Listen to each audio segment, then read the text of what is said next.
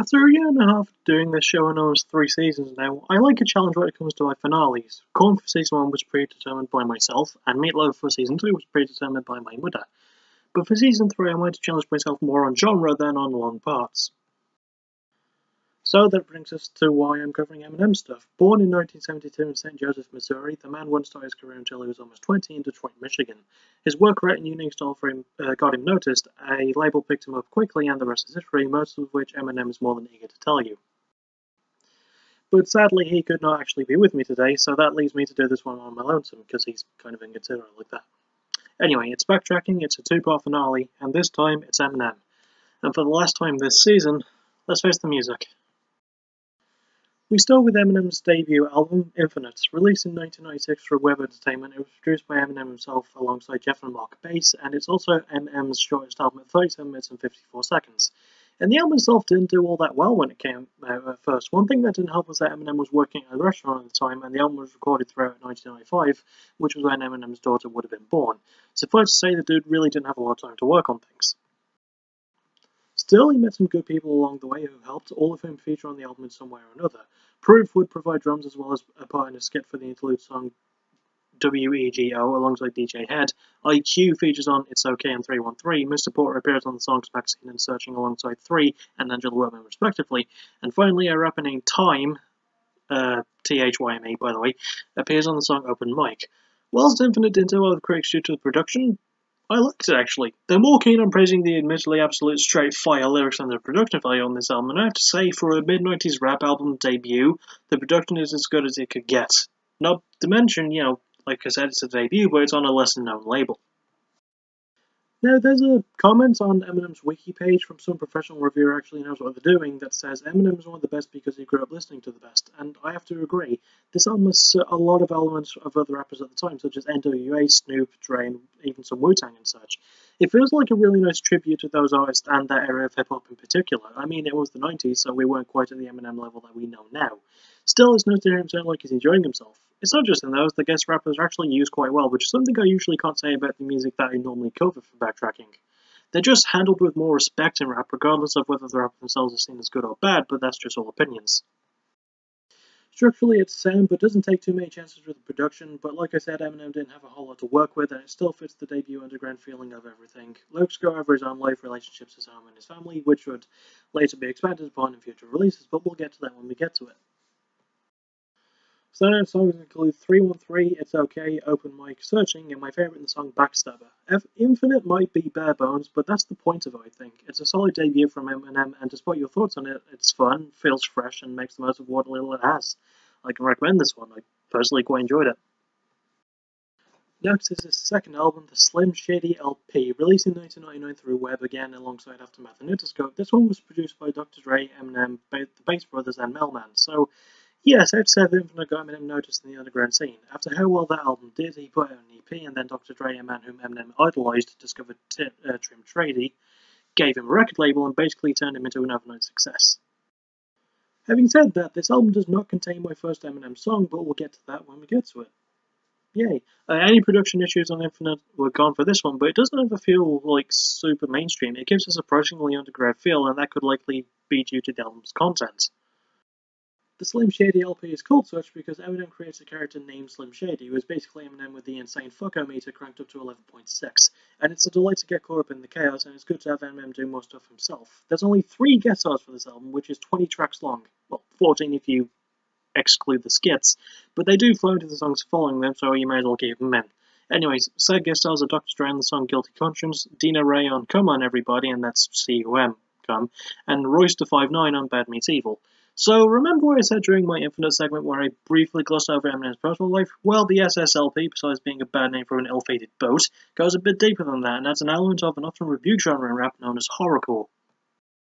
But Eminem pulls it off shockingly well. It's not your typical horror rap of the time with people talking about fucking their grandmother's corpses for the hell of it. In fact, the creepy factor on this one comes from Eminem's self-awareness, even though he's playing a character in Slim Shady. It's easy to be edgy when talking about killing people casually, but to do it with Eminem's sense of humour, that's even creepier still, not to mention his own daughter, Haley Jade, who provided little vocal sounds of her own. She was only 3 at the time of this album, and not really capable of full speech, but still her appearance does warrant a mention. The structuring and production captures the eerie feeling when it's needed, and Dre himself is great at getting the atmosphere of a rap song just right, adding a great tone and everything to things. Lyrically, it's dynamic with many multi-syllable rhymes and subjects such as murder, drug addiction, Eminem status as an influence, and American life. Standout songs include Come On Everybody, My Name Is, Brain Damage, Role Model, and my favourite in '97, Bonnie and Clyde. The Slim Shady LP is greatly produced, written, performed, darkly comedic, and it blurs the lines a little bit, sowing seeds for later. I can recommend this one, so really not any surprises there. It's a good album. Next is Eminem's third album, the Marshall Mathers LP. Released in 2000 through Eminem's own label of Shady Records, it also came out via Aftermath and Interscope and was produced by Dr. Dre, Eminem, the Bates Brothers, Melman, and the 45 King after Kings 1 through 44 were a complete and total failure. Anyway, this album contained my first Eminem song in The Real Slim Shady, which, looking back at it, is kind of ironic because this is the Marshall Mathers LP, taken from Eminem's real name, which is Marshall Mathers LP, as we all know. I believe that the LP stands for Large Peanut, but I could be wrong. Anyway, yeah, this album is considered far and wide to be a landmark, not just for Eminem, but for the genre of rap as a whole. Not bad for something that was recorded over 2 months and came out just over a year after the Slim Shady LP did. The album basically takes everything from the last album, cranks it all up, adding more horrorcore and a much heavier rap album all in all. Eminem's own voice sounds angrier, raspier, and almost actually screaming at times. It takes a deeper look into his personal life, and the pictures that are painted within are really disturbing, but good disturbing. Of course, he had help from a fair chunk of guest stars this time, so buckle your pants. Dido features on the song Stan, RBX and Sticky Fingers appear on the tune Remember Me, Dina Ray returns this time on the song Drug Bellas, Bizarre appears on the song Amityville, Dr. Dre, Snoop Dogg, Exhibit, and Nate Dogg, no relation to Snoop, appear on the song Bitch Please 2, and finally Eminem's band D12 appear on the song Under the Influence, so that makes it twice that Bizarre appears on the album technically. Still, the album has a good conceptual feel to it, focusing a lot more on Eminem's personal life, mostly his popularity as he keeps growing and growing. Structurally, it has great production and build, with some other albums used like bell sounds and strings. It's kind of weird and goes with the creepy tone. Lyrically, it goes over murder, status, media, celebrity life, and Eminem's family, more often than not with dark tones and great rhyming to tie it all up. Eminem himself knocks out of the frickin' park with an angrier, more gravelly delivery that still hits hard, and the guest spots for singers and rappers alike are handled well with care and just sound really awesome. Standout songs include The Way I Am, Stan, Marshall Mathers, Who Knew, and my favourite in Kim. Going darker and heavy while still being memorable and staying in the public eye is never easy, but Eminem pulls it off with introspective lyrics, great production, and awesome rhyming. I can easily recommend this one to anyone with even a passing interest in rap, it's just that damn good.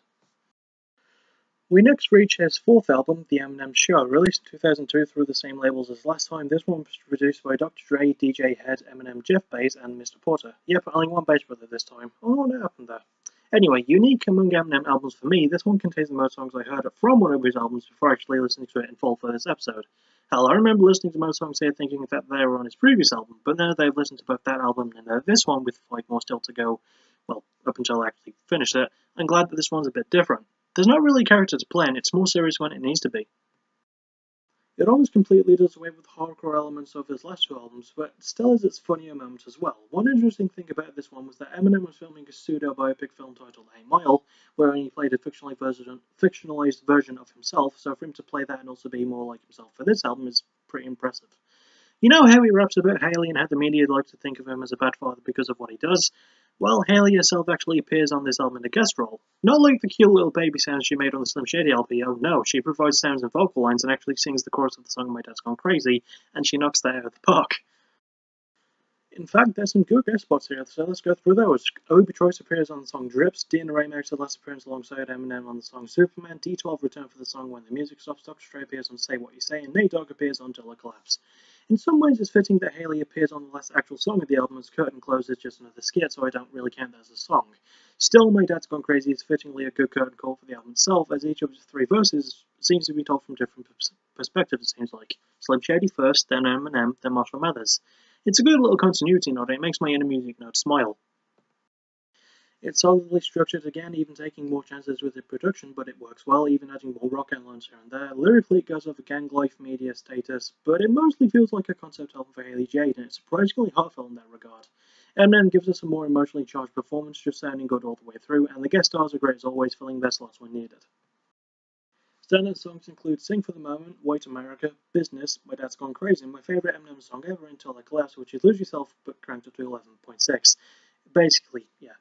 Combining more emotion and staying with an easy to get into style of rap, Eminem knocks another one out of the park, and I can absolutely 100% recommend the Eminem Show. Next and lastly for part 1 is his 5th album, Encore. Released in 2004, it's the same labels but different producers, as this time we have Dr. Dre and Eminem, obviously, alongside Luis Resto, Mike Elizondo and Mark Batson. And this album is very confusing. I'd say that's Eminem's best attempt at a more comedic album, but at the same time, he was addicted to a lot of drugs.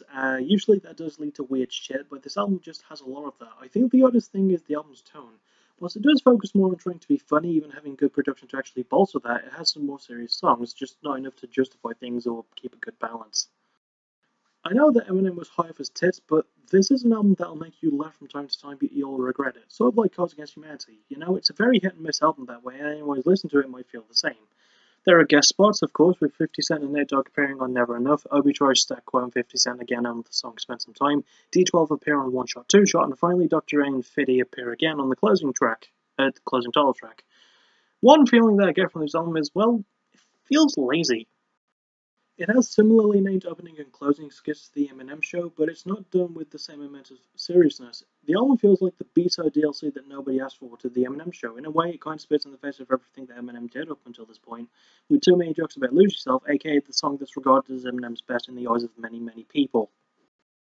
Although personally that was my number 2, but anyway, back to this album. It has decent structure and some genuinely unique production twists that I didn't expect to help things along.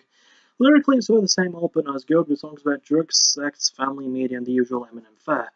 In a way, it kind of feels like it goes against everything that Eminem stood for previously, and it just feels empty. Also, not nearly enough multi-syllable rhymes, and Eminem himself just sounds like he's enjoying everything too much. Even with the two more political focus songs sounding slightly out of place, so yeah. Speaking of Eminem, he puts on way too many dumb accents and voices. I like the attempt to experiment a bit, but not when it changes so drastically. Not really what you'd want from an album over an hour and a quarter long. The guest spots are okay, but not used enough for my liking, so I really can't say much about those. Standout songs include Mockingbird, Yellow Brick Road, Marsh, the closing title track, and my favourite in like Toy Soldiers. Encore wants to try and branch out when the production is there, but the dumb lyrics, inconsistent tone, and aggressive feel of the album prevent it from being as good as it wants to be. I can still sort of recommend it oddly, because it might make you smile like a dumbass, at least a little bit like it did for me, but beyond that,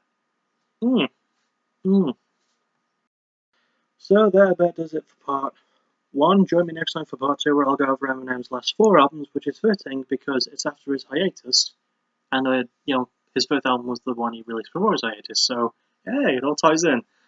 I'll see you then. Thank you for listening, you're awesome. Bye bye. See you Thursday for part 2, and the last ever bit of backtracking. Good. Adios.